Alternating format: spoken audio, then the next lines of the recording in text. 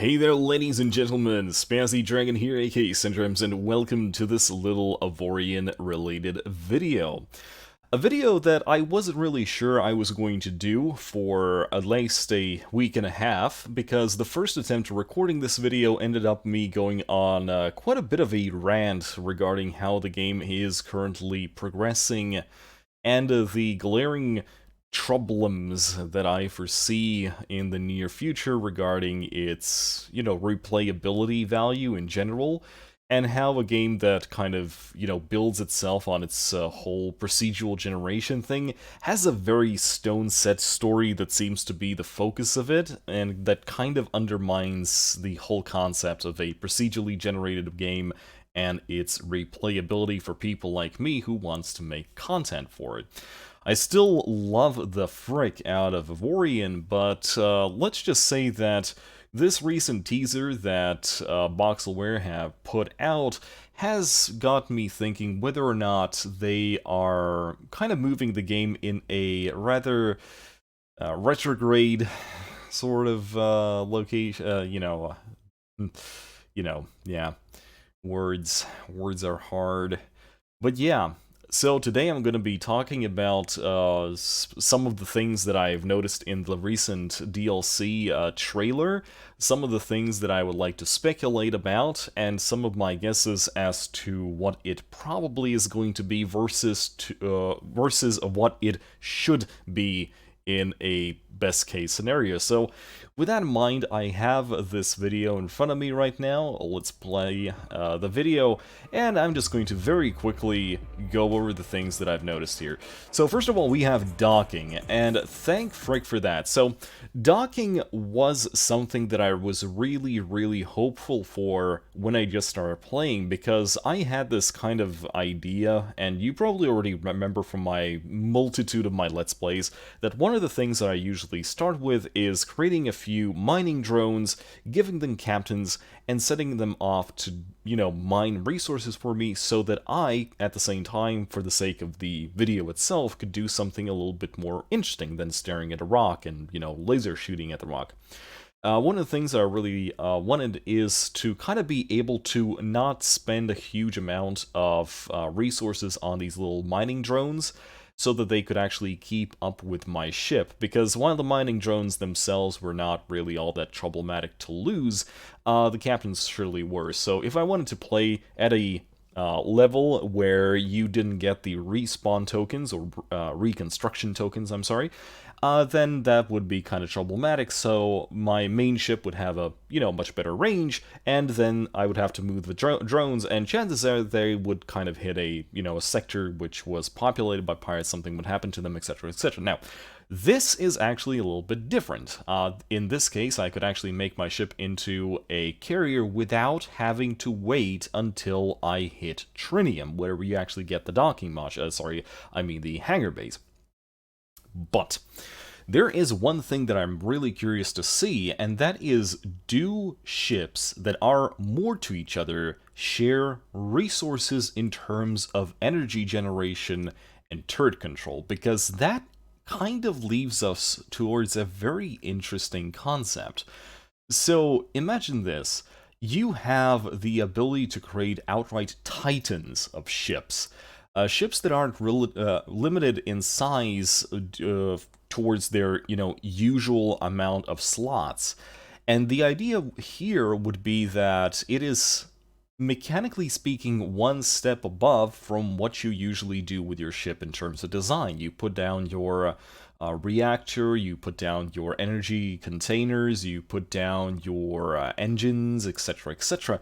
Now imagine this humongous Titan ship created out of multiple, quote, ships that are, quote, docked to each other, but each of them serve their own purpose. So for example, the ship that is docked in the back only serves as the engine, so everything on that ship, including its subsystems, are specifically geared towards movement. So you have your acceleration, you have your maximum speed, you have your warp drive, you have your stuff like that.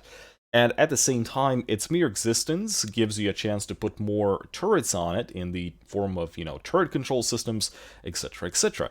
At the same time, you might have the ability to say, oh, I want to kind of gear up this ship a little bit more for a, you know, it gives a chance for modular design, even to the point where you can make ships that attach to its sides or whatever that are only serving as a bulwark. It is like a shield. Like you only have this thing for the sake of having huge amounts of armor thickness between you and your squishier parts, and whenever you need the ship to be a little bit more zippy, for example, if you're going to be maneuvering through asteroid fields trying to claim things, then you kind of just detach your external massive armor so you can become a little bit more. Like, it gives. I'm probably sure that it is kind of too micromanagey for it to be practical and actually used by players, but I would like to see the actual implementation of that. That is to say, if two docked ships share their resources. To which I'm not really sure about that.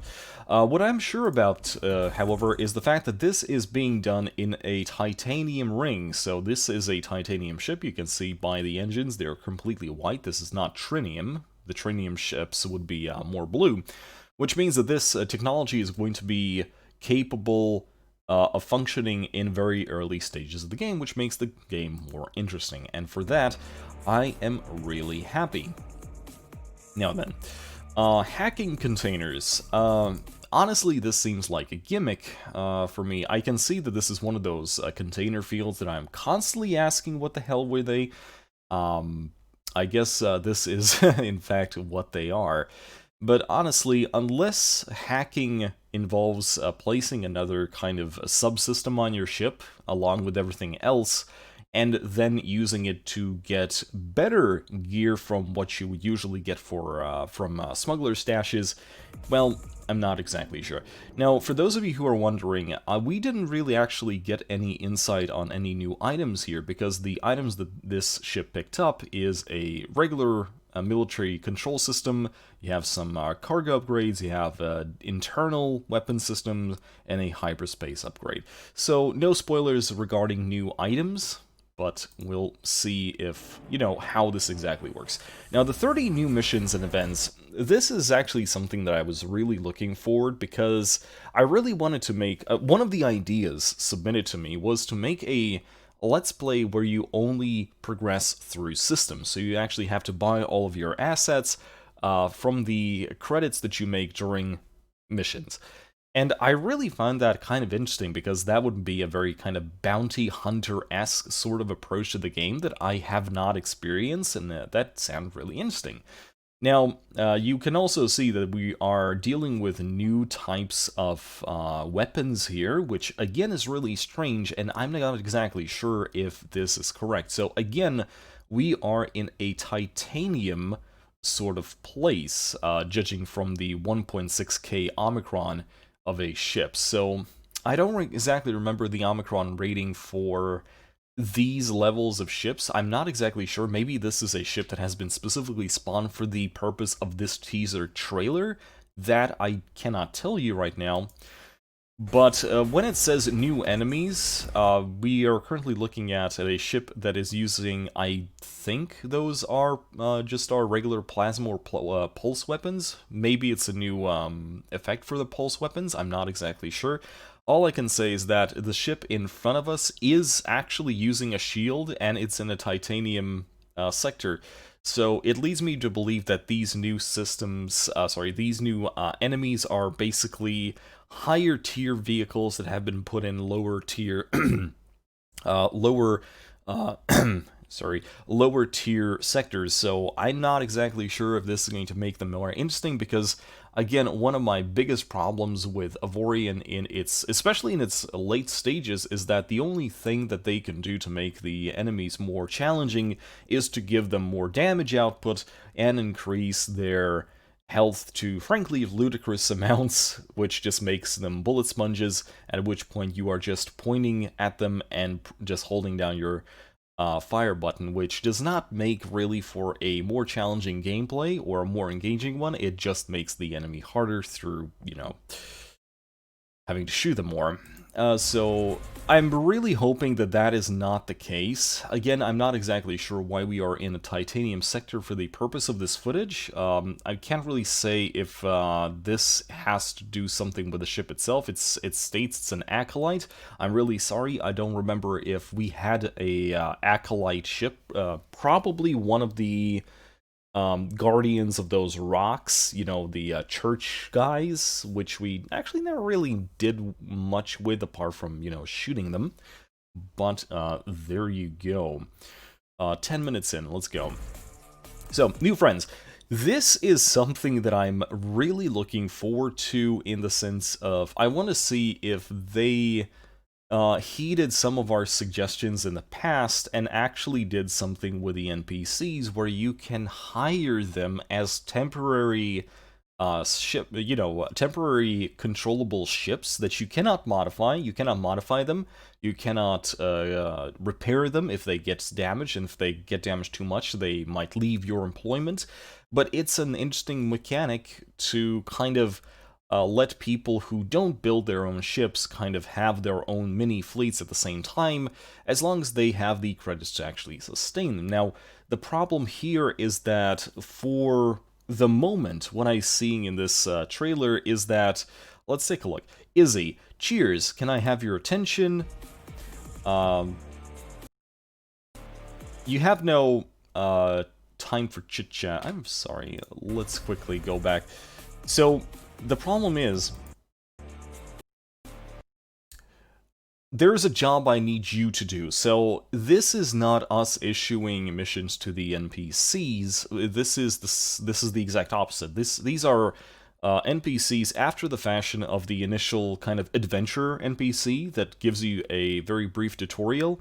And I'm really, really hoping that that's not the extent of it all, because, frankly, it kind of seems like the devs are seeing in their telemetry report that players are just not doing missions in general. So it kind of seems like their solution to that is, instead of making these missions more interesting, they have NPCs flying up to you to give the missions to you instead of having you dock at the base. So, I don't really know if that is a good thing. Guys, if you wanted players to do kind of NPC-related missions, I would actually suggest you do it kind of like this.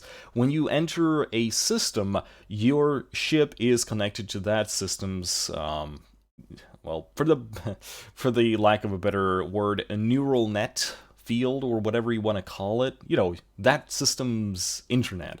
And over here at the top right, you should have a icon that says, let's say, what is this system? Sector, whatever, it doesn't have a name. Let's say it's that sector's job board, where people of various factions, both good and bad, have posted their systems. So you don't have to dock on every single station, you just see the missions. If you want players to kind of have an easier way to see these things and have them advertised, then just have a nice little, like, yellow exclamation mark hover over one of these icons that lead to that kind of job board, and there you go. I'm really hoping that that is not going to be the sole purpose of these NPCs. I really hope that they do something a little bit more about them, because right now it kind of seems like the only thing that happens is that you jump into a system, you start doing things, one of these NPCs approach you and start badgering you for, a mission that is probably a carbon copy of something that's already posted on one of these stations. And I really hope that's not the case. So, it looks like we're finally getting that disco laser. There's probably a homosex joke here somewhere, but I'm not gonna make it. And, well, weapon variety is always nice, but frankly, there is a lot of choices already. And the way that the mechanics work is you kind of stick to one specific type of weapon because of the engagement range, and that's basically it. People who like min-maxing, they don't really care for, all of these choices when it comes to defensive weapons, whatever. I'm not exactly sure if new weapons in general is something that you currently need. I would actually kind of focus on the game mechanics themselves. Now then, the biggest thing that I've noticed is these new opportunities here, because at first I thought that these were stations, but they are clearly not, because they have engines. So what I think we're seeing here in this sector is a migratory fleet. All of these ships, every one of these ships is a part of a nation on the move, which in by itself is a really interesting thing. Depending on how they do it, this might mean that you are, say, in a trinium sector, and then suddenly you find yourself in a mining sector with no friendly installations, and suddenly, boosh, you have these people jump in, and they are carrying something, say, from Oganite, or something like that. It's an interesting mechanic. I'm really hoping to see how they implement it. Are they going to perhaps even jump into systems that are kind of contested and just impromptu massive space fleet battle, maybe? Because I'm thinking if any of these ships actually go down, then hey, like the loot involved would actually be quite a lot. Especially you have like a trader, and you have a turret, the turret factory, which also has the components being sold. I'm really looking forward to this, especially what would happen if it doesn't actually look like any of these have any missions for you, but that would be also cool. And then you just jump away. I did notice right there, we did have a single ship that is a resource trader, I think. Yes, over here, up here, you have the resource trader. I wonder what would happen if one of these things kind of went past you when you were early on in the game, and they had something like trinium or neonite, for example, while you were still in the titanium thing. Although, it goes back to my problems with the game where it like the progression already tends to get somewhat screwy, especially if you find a wormhole early on in the game. And yeah, that's it. Let's see. So these guys are on the move. So migratory fleet, gas collectors. So this is the big, reveal. This is the whole black market thing. And the way that this works is that either this is for individual stations that issue missions, and then you complete them, and then you can get the access to this black market on these stations themselves, or is it something that you kind of do for the whole nation that you're interacting with, and at some point they give you access to the black market? Now, oh boy, the thing about the black market is that at some point in the game, you have the ability to jump obscene amount of star sectors. So, for example, if you are going to make and create some sort of weapons, some sort of turrets, whatever, chances are, if you just keep some sort of bookmark list of all the things that are sold everywhere, you don't need the black market. You can just go and buy the resources, and usually at that point you have enough credits where you can actually do it without any complications. So I really think that one of the whole smuggler aspects, I've never ended up using it too much because it doesn't seem to be all that viable. It is profitable, but at some point in time, you can just start selling some of the more expensive things you mine, and that's how you get those millions upon millions of credits. You don't really need the black market. And frankly, it just seems very strange for me that they would focus the DLC around this particular aspect, because stolen goods, okay, so what are you going to do? You're going to buy these stolen goods from these black markets, and the moment you start moving around, the friendly vehicles around in this sector are just going to, scan you and find you. Like, oh, okay.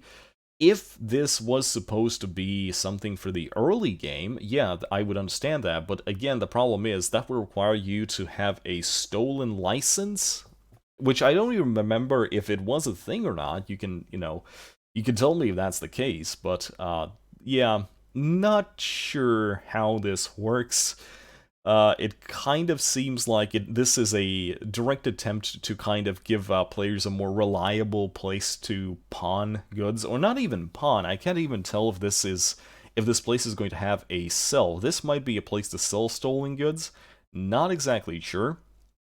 but it looks like you can actually buy these things. The one other thing that I'm not exactly sure of is, for example, for the sake of creating turrets, right? Can you use stolen, like not unbranded goods? Can you even use them as material for your turrets? I'm pretty sure you can't, because at some point in time, Mr. Krabs had a huge amount of stolen items on it from the time where we went to that one iron sector, and I don't remember them counting for the, turrets when we start building them.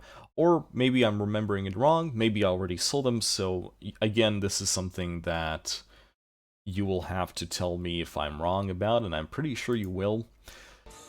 Again, my thoughts about the black market in general, the black market part of the black market DLC, is I'm not exactly sure if that one component is going to be the savior, because let me just very quickly end this video on what my initial problem with creating this video in the first place was, and I went on a bit of a tangent, so this time I'll try to kind of explain my thoughts about Avorion in general in a much more compact and less flamey sort of thing.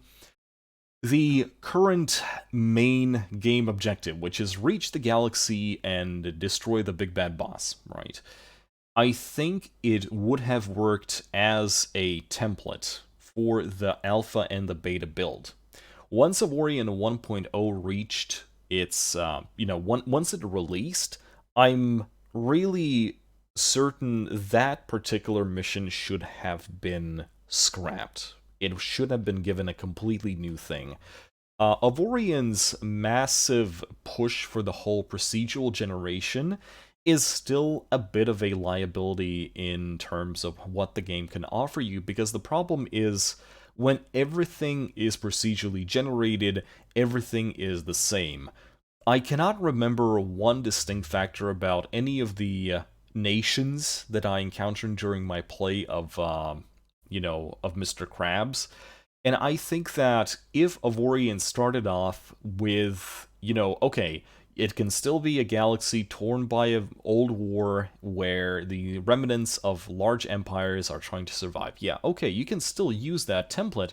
It's just that I would really suggest that you guys remove the random generation aspect from the nations and instead made them actually distinct and very, very memorable.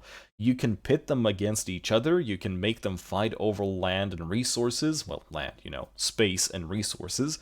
Every single one have a very distinct sort of mentality, distinct goals. You have ones that are really good for trading, so you can go there if you want trading stuff.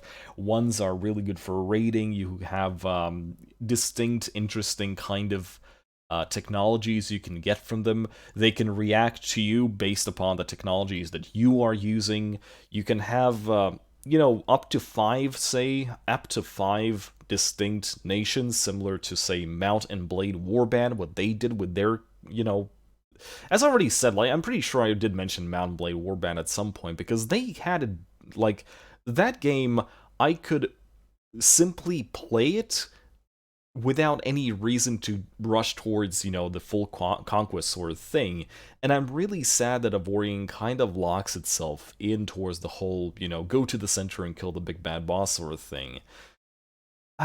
Even now, the whole barrier around the center of the galaxy, even now, it kind of feels like a game mechanic specifically there to force you to go through all the bosses, and even that is currently in its current state still requires you to kind of go to the Wikipedia for that to be kind of, obvious. So I still think that Avorion is a great game. I'm just saying that it needs to have some things adjusted to it so that it's an amazing game. Now, the one thing that I've noticed since my last time that I played this game is that the modding scene for Avorion is picking up speed, and I'm really glad for that. The Steam Workshop is more filled with mods now than ever, and I'm really hoping that it kind of lifts itself off, like similar to what RimWorld had with their mods, and their modding tools are amazingly well designed. Although, again, RimWorld, I guess, is a little less complex than Avorion in terms of how you need to, implement them. But yeah, I kind of really wish that they fixed the core mechanics and the core design of the game a little bit more than, you know, rushing out to add DLC to a mechanic that I frankly, personally will never use anyway, because I don't like trading, but that's just me. But yeah, I'm hoping to see this soon. It's going to give me a reason to boot up the game again. I miss making videos for it. But I am somewhat skeptical as to how good this DLC is going to be from what I have seen. I have high hopes, I have low expectations, and apart from that, this video is done. Thanks guys for watching, and I'll see you next time.